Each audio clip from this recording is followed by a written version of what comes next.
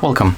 In front of me I have Xiaomi Redmi K30 Pro, and today I'm going to show you how we can turn off Google Assistant.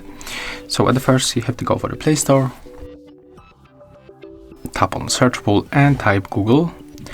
We have to get the latest firmware update of this app. Of course you have to be connected to Wi-Fi or mobile network. As you can see, I just forget about that, and right now we are going to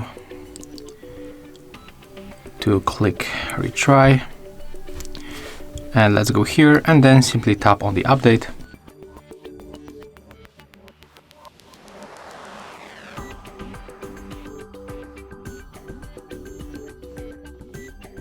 Okay, and right now we can open it.